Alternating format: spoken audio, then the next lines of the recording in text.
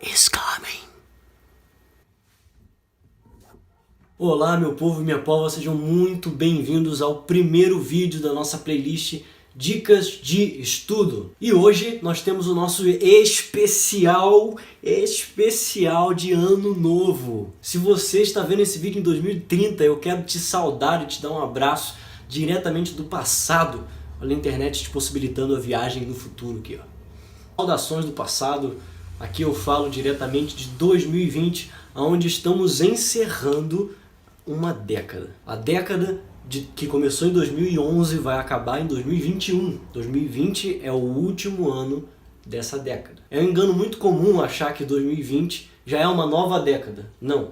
2020 é o último ano da década que se iniciou em 2011. 2021 começamos uma nova década que se encerrará em 2030 e 2031 começa uma outra década. É assim que conta, do 1 para o 0. Então esse é o último ano da década que começou em 2011 e uma nova década se aproxima. E nessa nova década, se você está procurando passar no vestibular, é a década da sua vida. É a década onde você vai fazer o vestibular, onde você vai ser aprovado, onde você vai terminar o seu curso dos sonhos, é onde você vai alcançar a profissão que você quer e seguir o teu caminho, o teu rumo. Então qual é a melhor forma de encerrar essa década que começou lá em 2011, nesse ano de 2020, se preparando para começar a nova década de 2021, do que se dedicando com hard working? Nessa década, meu amigo, é trabalho duro para você e para mim, que estou junto contigo para te fazer alcançar os teus sonhos. E especialmente nesse ano bissexto, você não tem 365 possibilidades de escalar degraus de inteligência e de superação. Você tem 366 oportunidades.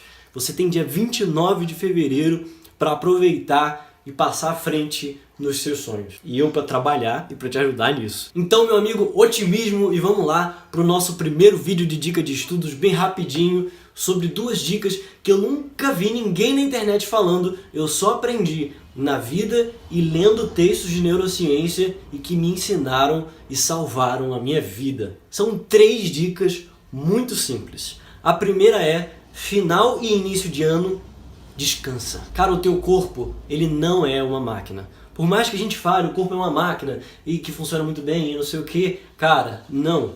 Ele é um composto orgânico e composto orgânico precisa passar por renovações, por descanso, por tratamentos. Não tem como você ligar na tomada e ficar funcionando 24 horas. Você precisa dormir, você precisa fazer cocô, você precisa estudar para crescer em inteligência. Não adianta só jogar dados dentro de você, você precisa assimilar esses dados com o tempo e com a experiência. Não é como o computador que só computa os dados e pronto, já aprendeu, não. Você precisa colocar em prática e você precisa rever e conhecer padrões. Você precisa de afetividade, você precisa de abraços, você precisa encontrar pessoas que você ama, você precisa comer coisas que você gosta, você precisa visitar locais e ver paisagens que sejam interessantes para o teu imaginário. Enfim, você não é uma máquina, você é um composto orgânico muito bem feito que precisa ser aproveitado ao máximo. E para que seja aproveitado ao máximo e até para que você se saia melhor no vestibular, você precisa, é uma ordem, como se eu tivesse alguma autoridade sobre você, descansar. Visita sua família, dorme um pouco mais de tempo, vê tuas séries favoritas, vai no cinema, sei lá, mas descansa. Segunda coisa que você pode fazer durante o descanso se chama retrospectivas. Eu nunca vi ninguém falar sobre isso, mas cara, é de suma importância que você, ao finalizar um ano, assista retrospectivas desse ano que se passou. Isso porque você vai melhorar absolutamente 100% em atualidades, que é o que mais cai no vestibular. É o que está, assim, em todas as questões do vestibular, de alguma forma. Eles cobram conteúdo em cima das atualidades, e não de forma pura. Então você precisa estar atento no que está acontecendo no cenário político, no cenário ambiental, no cenário político internacional, no cenário econômico. Você precisa saber o que está acontecendo no mundo. E a forma mais didática, mais tranquila e até que se encaixa no descanso é você sentar e colocar para ver na televisão ou no computador, no smartphone, retrospectivas do ano que se passou. Assista todas as retrospectivas que você puder. de todos os ângulos, de todas as ideologias, de todos os lados, para que você não fique com uma opinião só. Veja de todo mundo, o que todo mundo tem a dizer sobre o que aconteceu nos fatos mais importantes do ano que se passou.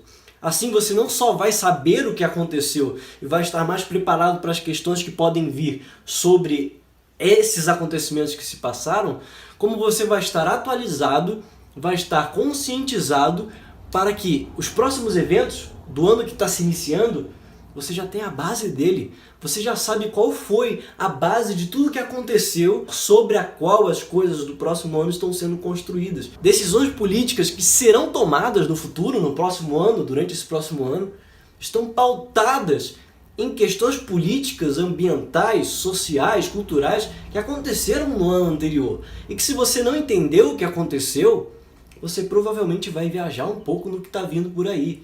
Então, se você tiver essa base do que passou, o que virá ficará muito mais fácil de se entender e, consequentemente, muito mais fácil você compilar e não se perder na leitura durante o vestibular. E, pô, sem contar que isso na tua redação, cara, se você souber o que está acontecendo, se souber pegar todo esse material intelectual que você absorveu durante o seu descanso de atualidade e colocar na prática num texto, meu irmão, não tem ninguém que te segura, parceiro. E agora, a minha terceira e última dica é leitura e escrita. Cara, eu sei que para muitos esse assunto é chato. Eu sei que tem gente que não gosta de ler, e eu sei que tem gente que não gosta de escrever, e eu sei que tem gente que não gosta de nenhum dos dois, e eu sei que tem gente que está desesperado querendo passar no vestibular, mas não faz ideia do que fazer. E eu sei também que o nosso sistema educacional, infelizmente, empurra para nós um tipo de livros de literatura que são maçantes e chatos. Professores e pedagogas vão me matar nesse instante. Mas, cara, são...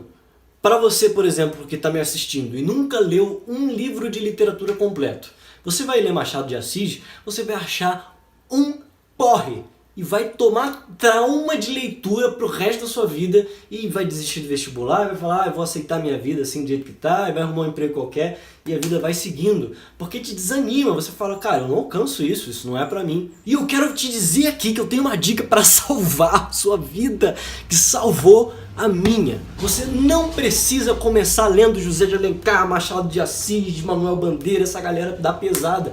São bons, mas são bons para quem já tem hábito de leitura. Você pode começar com aquilo que você gosta. Eu conheço um caso de um cara que não gostava de ler. E ele descobriu que gostava de ler revista de futebol. E ele começou a ler uma revista de futebol, e leu outra, aí passou a ler no jornal, passou a ver jornal sobre futebol, e aí ele começou a ler notícias internacionais sobre futebol, e depois ele começou a estudar regras. E aí depois, então, ele passou a gostar de ler outras coisas, ele começou a ler outras matérias do jornal, outras matérias das revistas que falavam de futebol. E assim ele começou a se interessar por outros assuntos e começou a ler outros livros de outras coisas, e aí ele começou a ler tudo. Cara, presta atenção, eu tô falando sério. Parece brincadeira, eu sei que parece brincadeira, mas leia o que você gosta, seja Crepúsculo, mangá, Harry Potter, bula de remédio, Turma da Mônica, quadrinhos, blogs, revistas de beleza, não importa o que seja, comece com o que você gosta. E logo é quase um milagre quando você lê intensamente e se interessa e se envolve com aquilo, a tua inteligência ela pede mais. Aquilo ali deixa de ser o suficiente, você começa a pegar assuntos específicos daquele assunto que você está lendo e vai aumentando o teu leque de vontade de ler, entendeu? E aquilo vai te dando mais vontade de ler e de estudar e de conhecer. Então vai por mim, cara. Isso aconteceu na minha vida. Eu já dei esse exemplo nos vídeos que eu tenho lá no meu IG.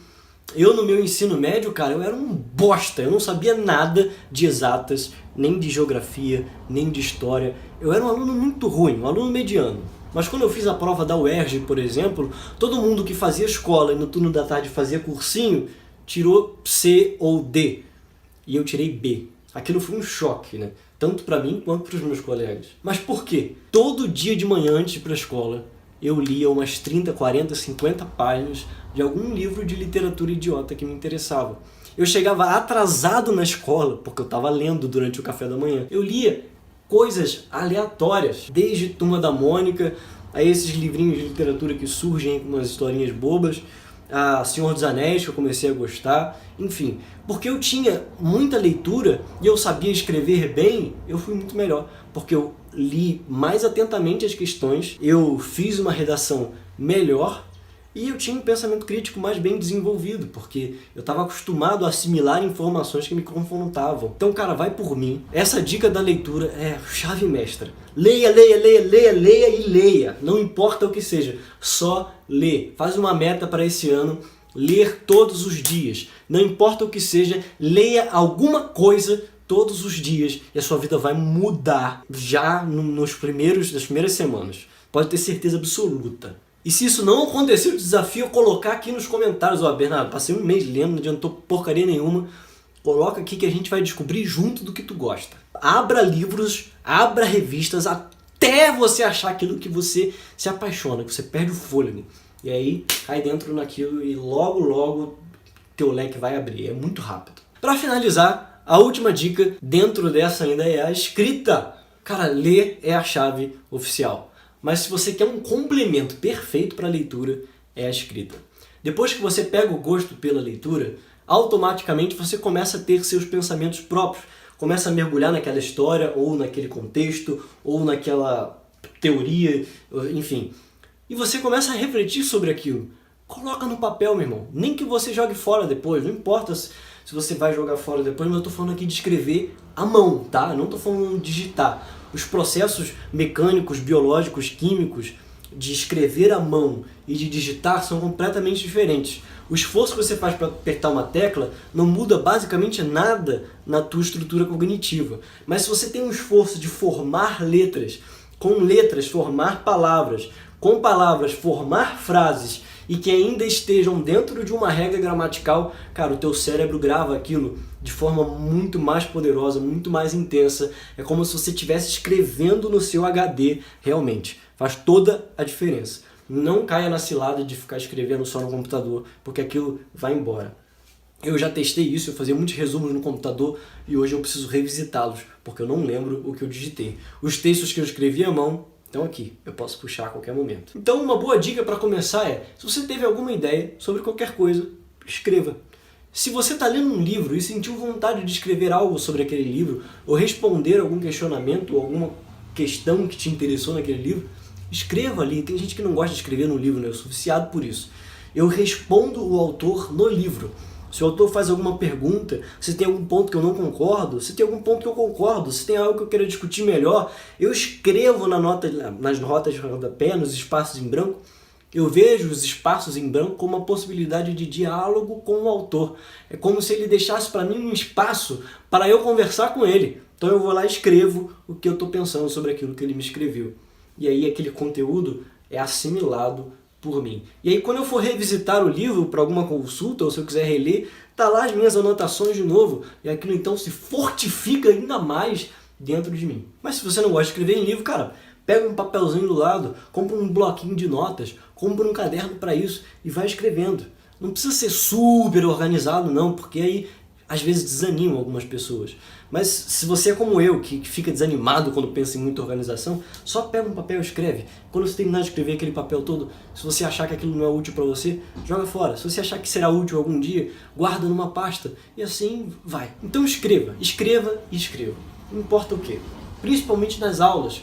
Quando os professores falarem coisas importantes, você já tem um caderno aberto, sabe? Não assista a aula passivamente sentado olhando para o teu professor, passou a hora e acabou. Não, inclusive essas videoaulas que você assiste. Cara, assista todas as aulas, inclusive videoaulas, com um bloquinho, ou um caderno, ou um papel e uma caneta à sua disposição.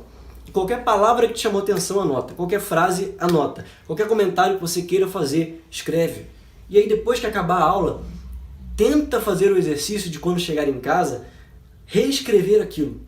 Sabe como eu estudo, cara? Chega a ser ridículo. Eu assisto todas as aulas, anotando absolutamente tudo que eu acho importante, de forma discursiva. Eu vou escrevendo um texto sobre aquilo que eu acho importante que o professor está falando.